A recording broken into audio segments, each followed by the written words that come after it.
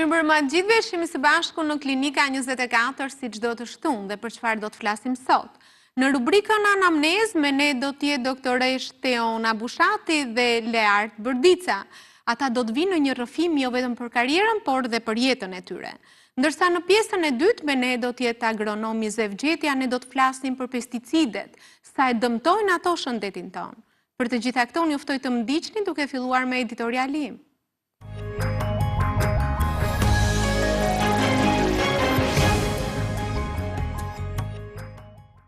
Janë ku jemi në rubrikën ku sjellim përditësimet e fundit dhe këshillat e ekspertëve për të jetuar gjatë dhe shëndetshëm. 7 prilli ishte dita botërore e shëndetit dhe shëndeti vjen gjithmonë i pari. Kjo është edhe sfida e mijëvjeçarit. Tema për këtë vit ishte fillime të shëndetshme e ardhme plot shpresë. Dhe ajo fokusohet në shëndetin e nënës dhe të sapolindurit.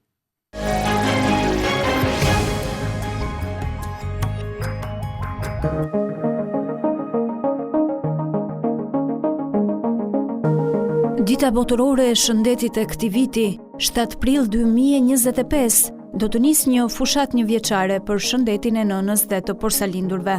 Fushata, e titulluar Fillime të shëndetshme, e ardhme plot shpresë, do të nxjisë qeveritë dhe komunitetin e shëndetësisë që të rrisin përpjekjet për t'i dhënë fund vdekjeve anëtare dhe të porsalindurve, për t'i dhënë përparësi shëndetit dhe mirëqenies afatgjatë të grave. Organizata Botërore e Shëndetësisë dhe partnerët do të shpërndajnë informacione të dobishme për të mbështetur shtatzanitë dhe lindjet e shëndetshme dhe shëndetin më të mirë pas lindjes. Kjo është sfidë e shëndetësisë. Për fat të keq, bazuar në studimet e publikuara aktualisht, 260.000 gra humbasin jetën për shkak të shtatzanisë ose lindjes së fëmijëve çdo vit, ndërsa mbi 2 milion foshnja vdesin në muajin e parë të jetës dhe rreth 2 milion të tjera lindin të vdekura. Kjo është afërsisht një vdekje në çdo 7 sekonda.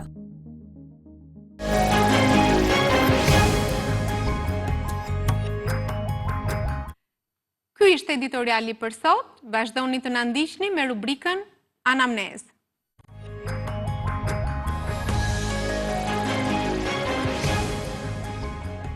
Jemi në Anamnez, si që njoftova, Teona Bushati, anatomopatologe.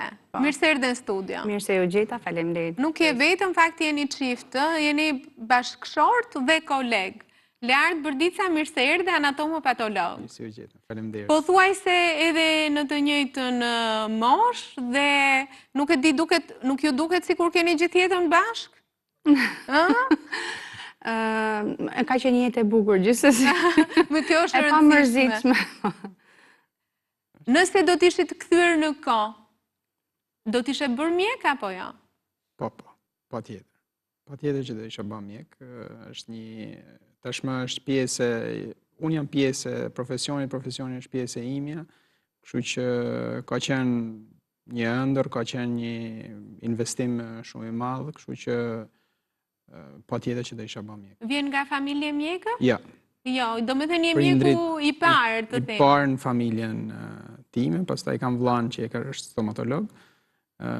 Ndoshta ishin edhe orientimit pak edhe nga prindrit, dëshira edhe prindve që me pas një mjek, si në çdo familje ka.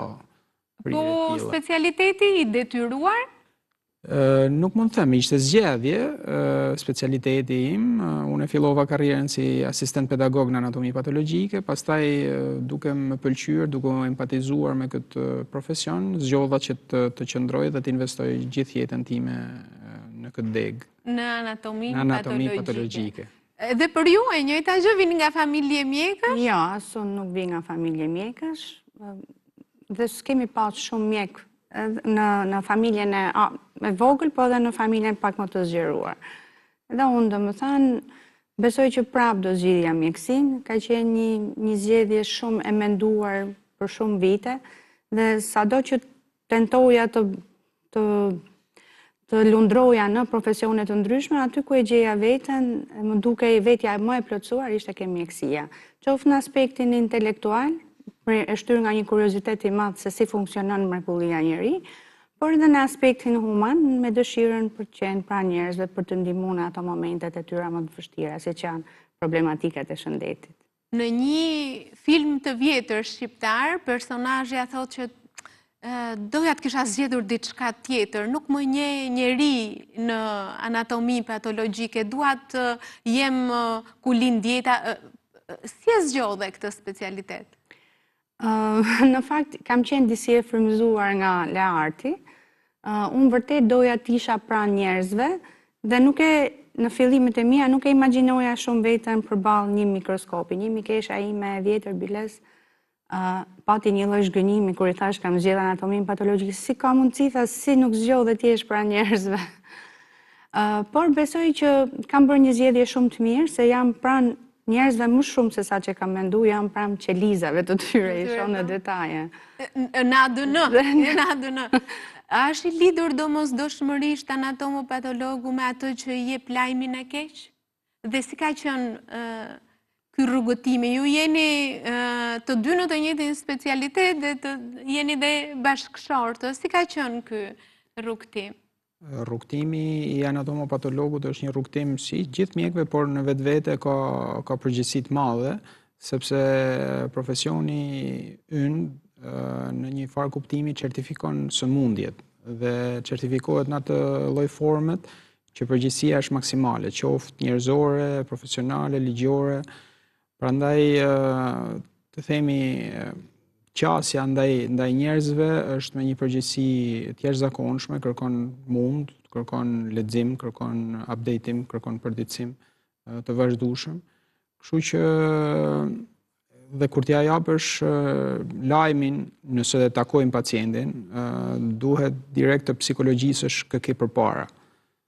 Ka njerëz që mund t'jenë shumë guximtar, të themi, e duan troç dhe t'i bën direkt muhabet me ta. Ka njerëz të tjerë që janë shumë të brisht, dhe ti duhet të zgjedhësh mënyrën në sekonda, të zgjedhësh modelin se si do t'i qasesh.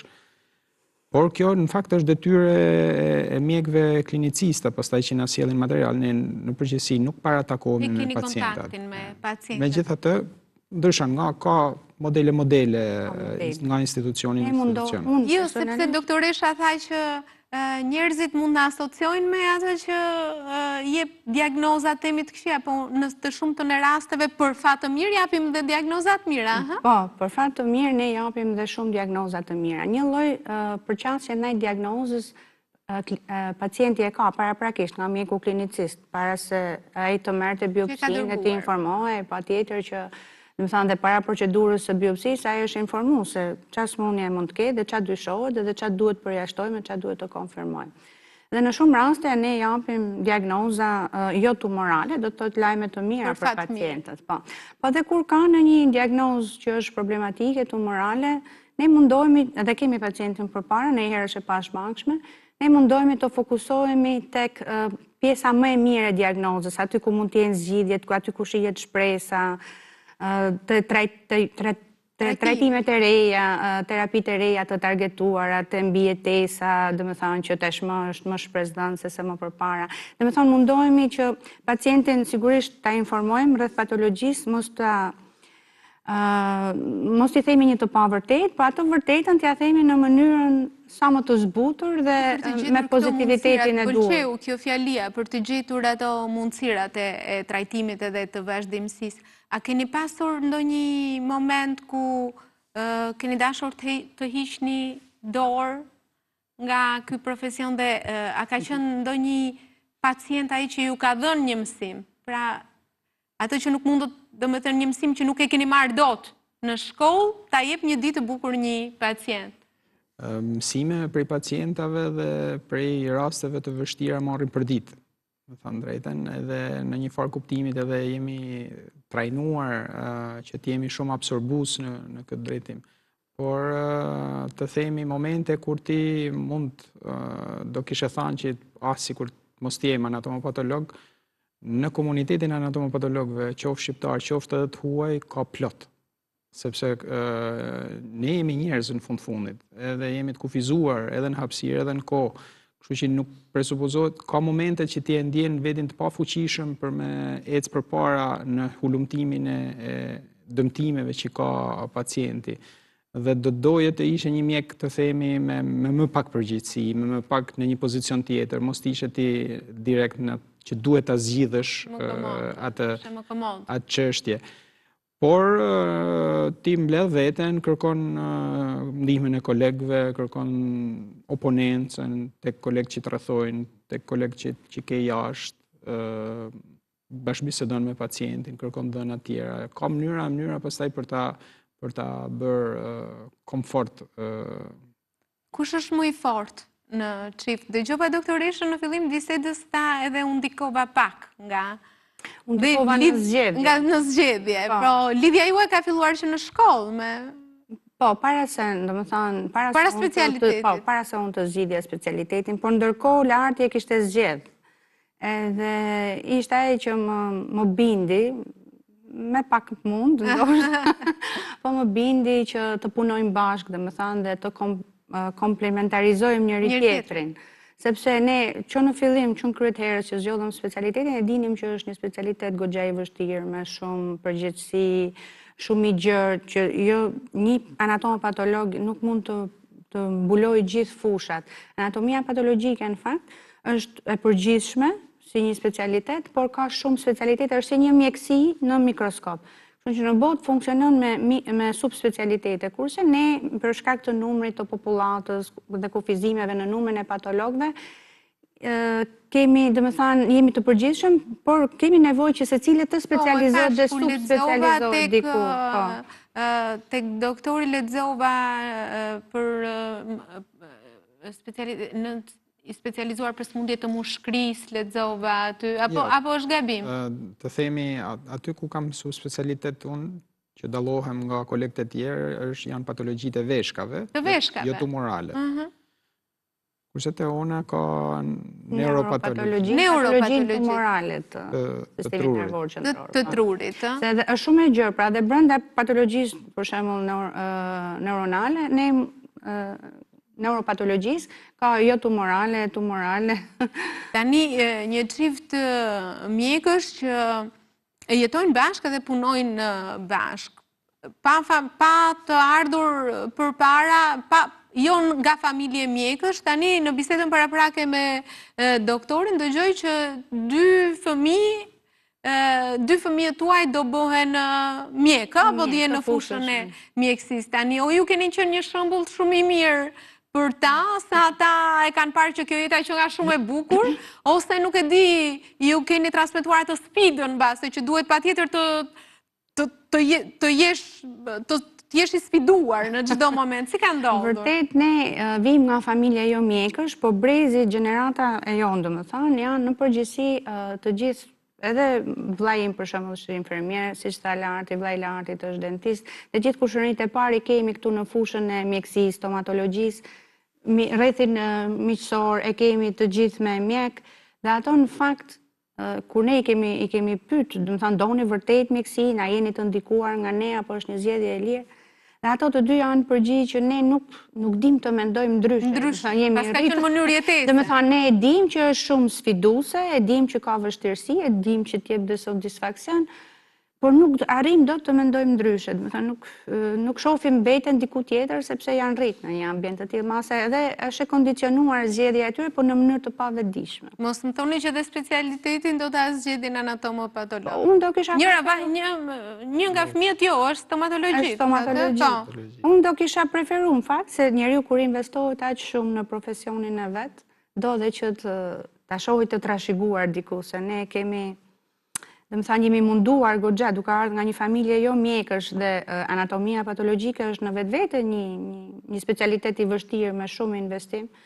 Dhe them që sigurisht që ne jo e kemi transmetuar në forma të ndryshme në student, në specializant, po mendoj që është komod. Megjithatë do të jetë totalisht zgjedhja e vajzës. Zgjedhja e vajzës. Dhe do me thënë vajza është mjekësi, Çuni është stomatolog. Djalë stomatolog dhe keni dhe një vajzë të vogël, një djalë të vogël që tani aty do potencial për matematikan. Matematikan. Mirë, të paktën po e prishka pak rregullin.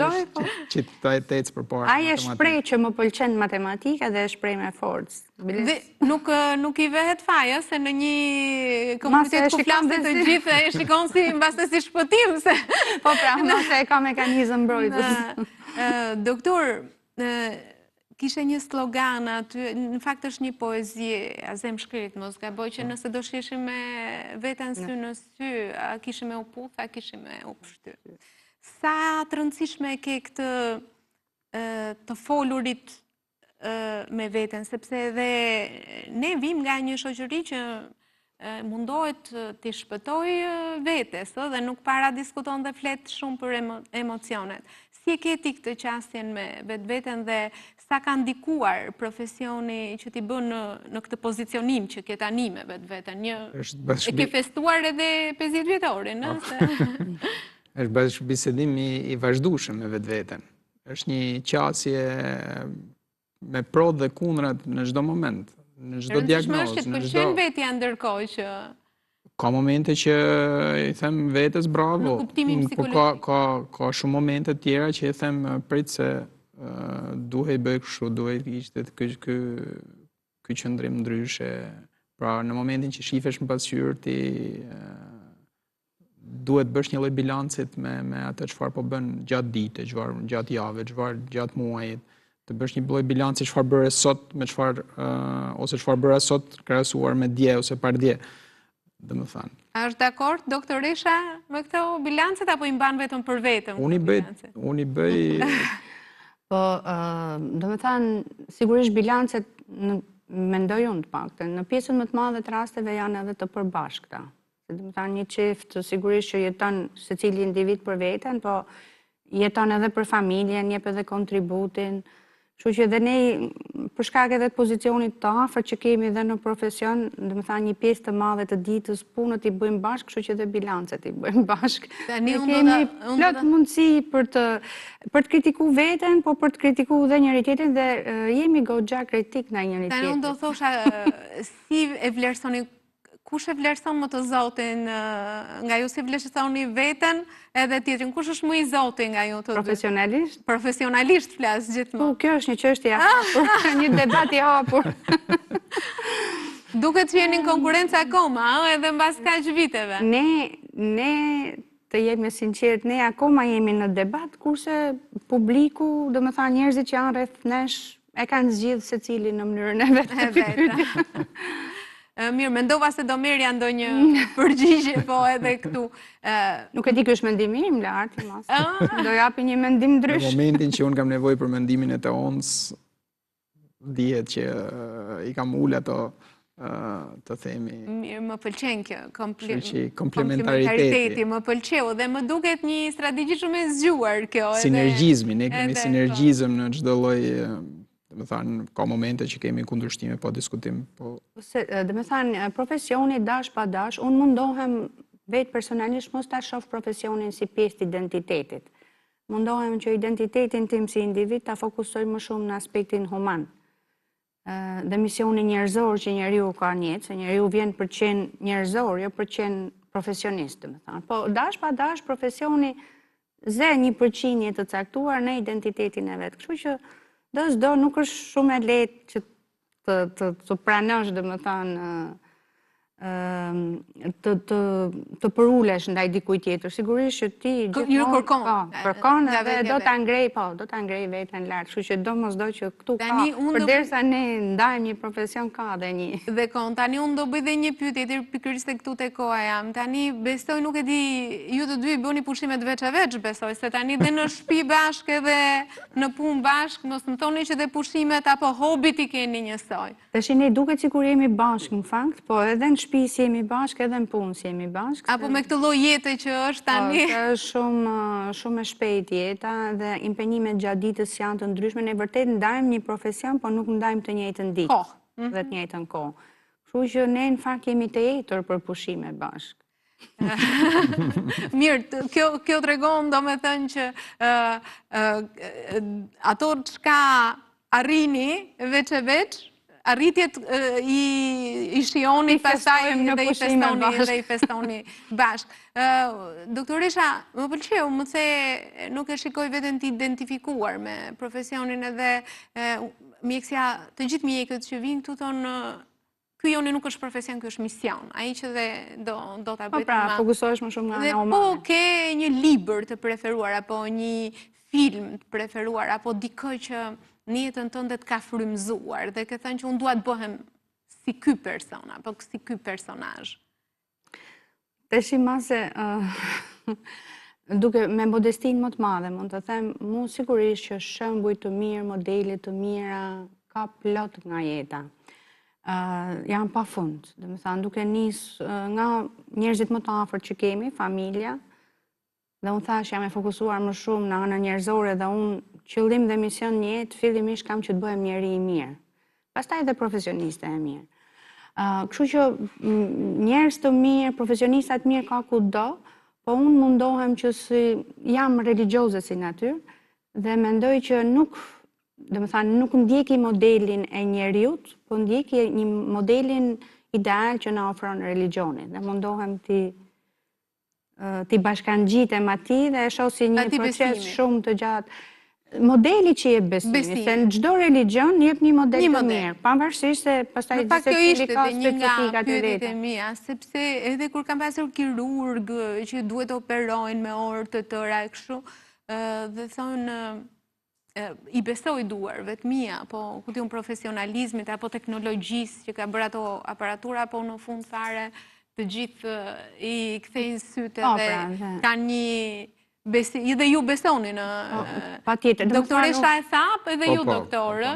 Unë them që nuk mund të ketë mjek që po pikërisht pra të thash. Do të thonë që e shef nga aq afër mrekulli njeri, dhe unë prandaj ju thash që në fillim e kam zgjedhur profesion më tepër nga kurioziteti për të parë mrekulli njeri, dhe nuk mund të ketë njerëz që njeh mjek që njeh aq me detaje mrekullinë e krijesës njeri, që nuk mund të jetë spontane dhe e pa menduar shumë mirë në detaj dhe në perfeksion dhe mund mos të besoj te Zoti.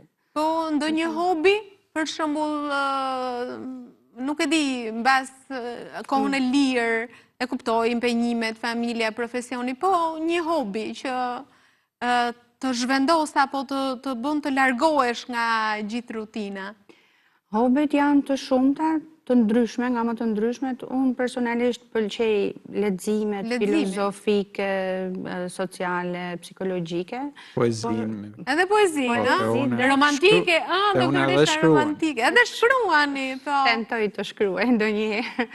Po pastaj, domethënë, përveç këtyre, domethënë që janë, kur lexoj një libër të mirë ndjehem vërtet e realizuar vetë si individ, edhe nga ana intelektuale, po pastaj çlirimin e gjej kudo. Domethënë edhe te natyra dhe te gatimi, qoftë edhe duke pastru dhe duke bërë punët të shtëpisë, është një relaks. Një lloj relaks, biseda me shok, me miq. Domethënë unë shih gjërat e thjeshta. Po dhe unë kam ata dinamikën time evolutive që nga sportet dikur më shumë jam marrë me not. Pastaj me kalimin e kohës leximet, po jo të sferës filozofike, më tepër politike, historike, gjeopolitike, apo më pëlqen shumë tash te kohët e fundit, po e ndjek. Gjeopolitike? Po. Dhe pastaj duke qasë edhe me profesionin, gjithmonë bashkohemi në pikën që thete unë, duke dallu detajet e mikroskopisë që është një univers në vete. Po, sepse ju e keni gjithë jetën në shkollë. Organizimi materjes aty është pothuajse njësoj edhe me organizimin social që ka bota, shoqëria sot e kësaj dite, po ashtu edhe me organizimin e universit që shohim planetet e gjitha, kjo është një mrekulli në vete dhe kjo më jep një kënaqësi të jashtëzakonshme kur unë gjej këto lloj qasjesh dhe kur e mendoj që unë dhe të tjerët që më rrethojnë nuk jemi një rastësi, të themi. Pra dikush në planet dikush ka menduar dhe na ka zbritur ose e gjeti shpirtin ton të këtij ose të atij dhe i bashkoi në një dashuri të... E kuptoj edhe më i gjërë, edhe futet brenda, edhe me profesionin, pastaj edhe keni zirë. Sa shëndetshëm jetoni ju? Tani familje, 2 mjek edhe 2 mjek, jetoni përpiqen, dëgjova doktorin që tha pak për sport. Dhe sporti është një nga ato elementet e të jetuarit shëndetshëm. Tash ne e tham fillim që do jemi të vërtet. Po, ishte kushtaj. Dhe për të qenë të vërtet, unë mendoj jo vetëm ne si mjek, po mjekët në përgjithësi nuk e kanë luksin të jetojnë shumë shëndetshëm. Jo vetëm nga ana të ushqyrit, po them gjithë regjimi ditor, do të thonë që duhet të jetë i shëndetshëm, qoftë nga ana fizike, qoftë nga ana sociale, psikologjike. Mjekët janë shumë të investuar në profesion. Profesioni mund të them që u merr jo pjesën më të madhe të ditës, po gjithë ditën, se ne edhe me telefon në darkë, mas dite, në çdo moment. Në çdo moment nuk ka mjek që si përgjigjet një telefonate. Dhe që nuk punon, nuk mendon për rastin, nuk lexon. Pastaj mjekët janë të detyruar të bëjnë dhe nga 2-3 punë. Edhe nevoja, jo vetëm nevoja ekonomike, po dhe nevoja e shoqërisë për shërbimet e tyre. Po, e thamë që jetë shumë frenetike dhe ta kërkon këtë.